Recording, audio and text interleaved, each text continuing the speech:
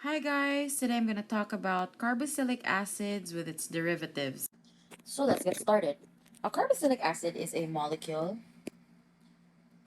that has a carbon chain with a functional group featuring a double bonded oxygen with a single bonded oxygen and a hydrogen. Now, this is what you'd call a carbonyl, and this is an hydroxy.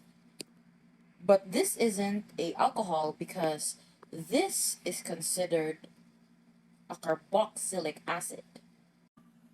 Now, if we remove the OH from the carboxylic acid, we can form many different derivatives by adding different molecules. Now, another example would be if we have removed the OH in the carboxylic acid and replace it with a similar looking one, which would look like uh, a single bond oxygen connected by another carbon, double bonded by another oxygen and another R group. Now, this would be called a acid anhydride.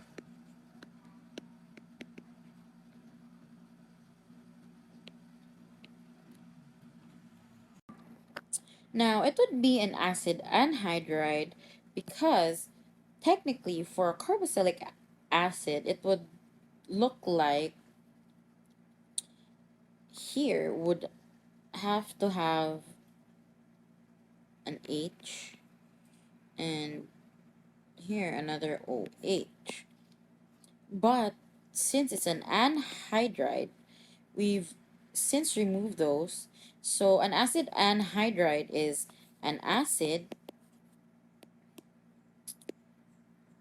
minus the water or your H2O.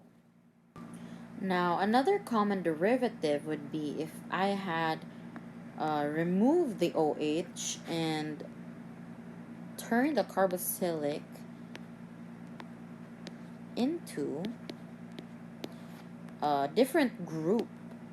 So I remove the OH totally, and this would be a new set of group, an OR, which would give us something we call an ester. Okay, so another example would be if I had removed the OH in carboxylic acid and changed it with um, still the same. We would change it with a nitrogen or an NH2 or NR2, which is just the same.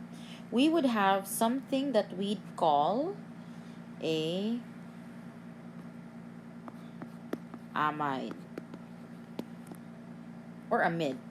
So now don't get confused by the fancy drawings here, but I'm gonna now tell you from what we've discussed which was the most reactive to the least reactive. Now, of course, the first one that I've discussed was the acid halide. Now, acid halide is the most reactive out of all the common derivatives. The next one was, this was the acid halide. And if you've noticed, this is it's not the least reactive, it's the second most reactive. It is the acid anhydride.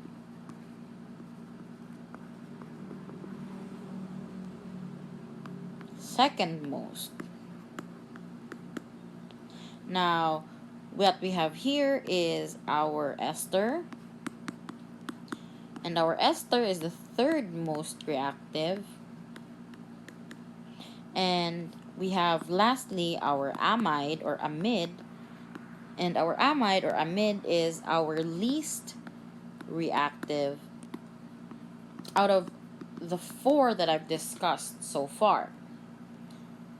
Another derivative would be if I had removed the OOH and um, replaced it with a triple bonded with nitrogen, which we would call a nitrile.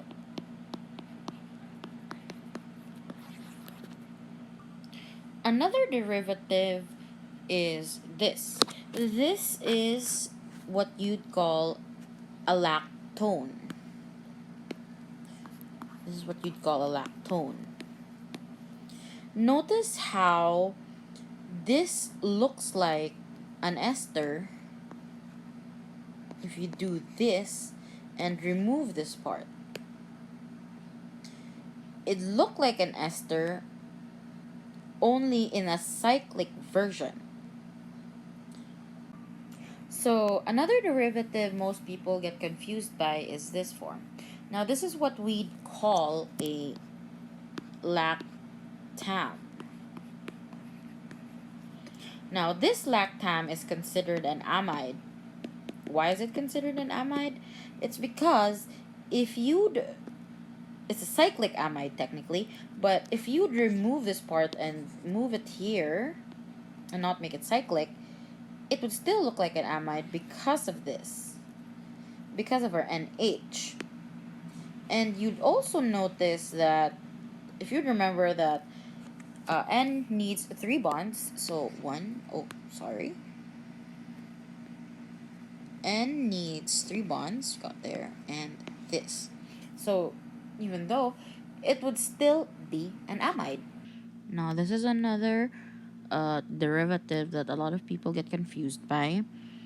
It looks like you'd also like notice it directly that it looks like an anhydride, but you'd also think that it looks like a sideway anhydride, but in fact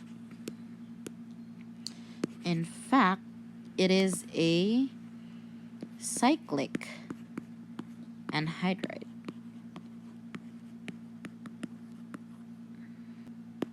Now if I take that same cyclic anhydride and simply change the oxygen into a nitrogen, a lot of people would think it's an amide, but it's not. It's what you'd call a cyclic imide. Notice how technically it looks like this.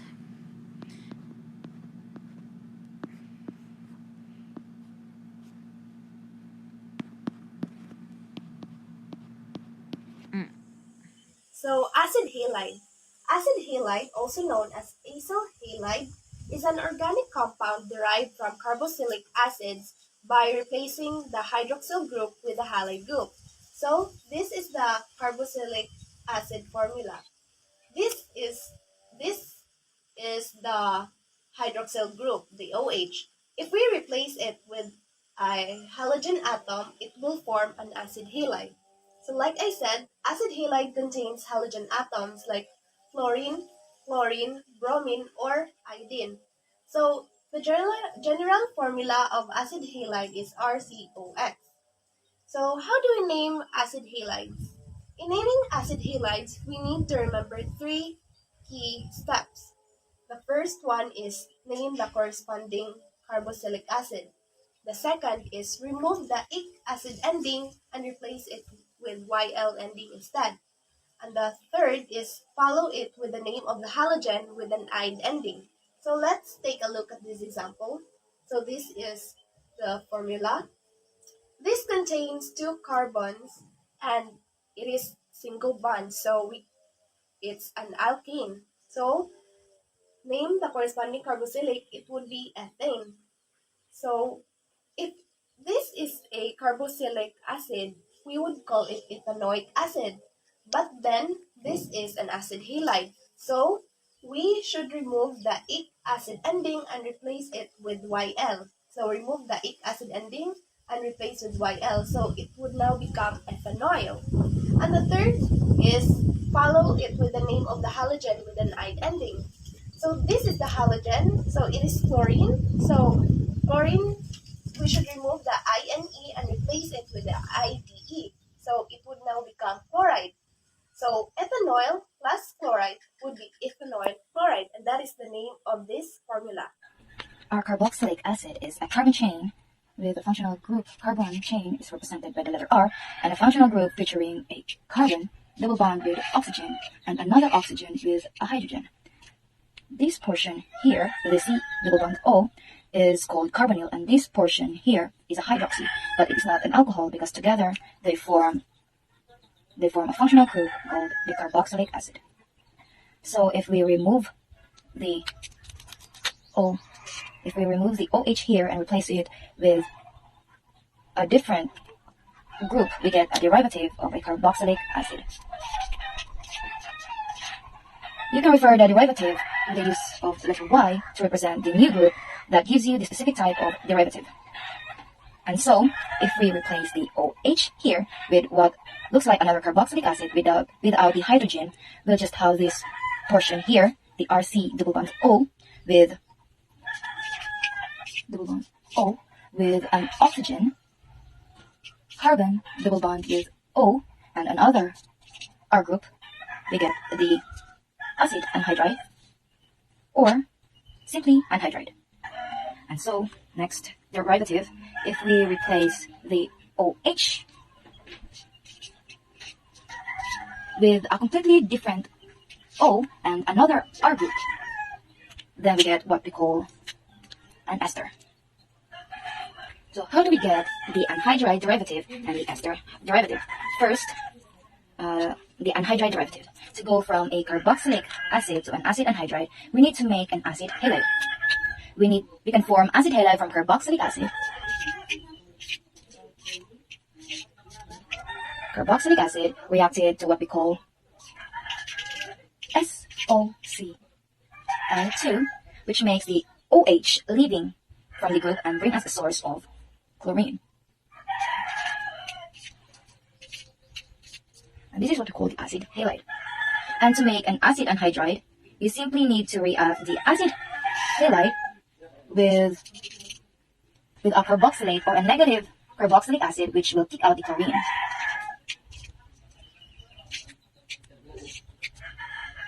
And this gives us the acid anhydride.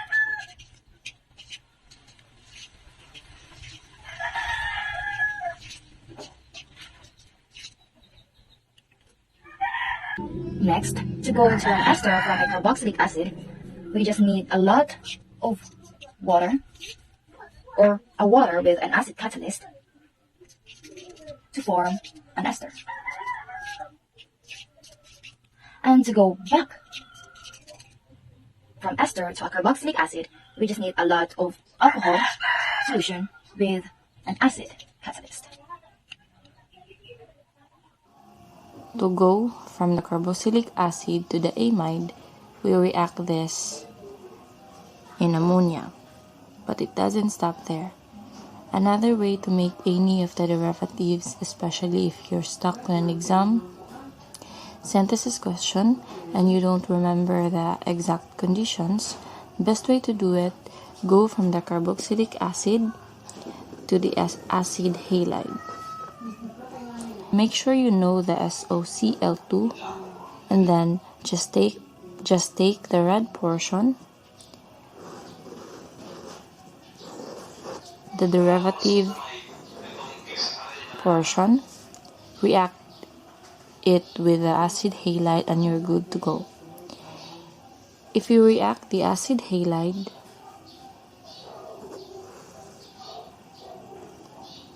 with ammonia or an amine, I will get an amide.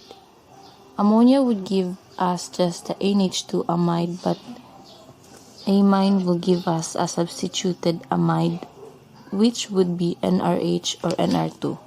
But it doesn't stop there.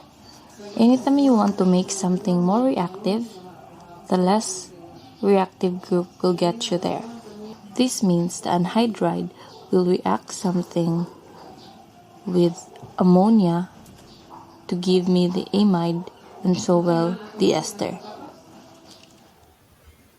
This formula shows as nitrile. As you can see, there are triple bonds and N. So right now, let's try some examples and then we will try to determine the name of this formula. So as you can see, there are two carbons in here. This is ethane. But since it is nitrile, we will name this as ethane nitrile. And the common name for this is acetic acid. Now let's try another example for this. Now as you can see, there is 6 carbons in here. Now since there is a 6 carbon, we call it hexane. But this is a nitrile, so we will call it as hexane nitrile. And the common name for this is capronitrile. Now what if in this picture there is a bromine? Now how will you determine this kind of formula, or how will you name this formula? So the first thing you need to do is let's count first the carbon. Now, so let's start to count here at the right side. 1, 2, 3, 4, 5, 6. There is 6 carbon in here. So we will call it, so since there is 6 carbon, it is called as hexane. Now, the next thing to do is to determine where the bromine is located. So let's start to count again. 1, 2, 3, 4. So bromine is located to number 4. And now, since it is a nitrile, we will name it as 4-bromohexane nitride. And the common name for this is Y-capronitrile. Easy, right? Did you get me?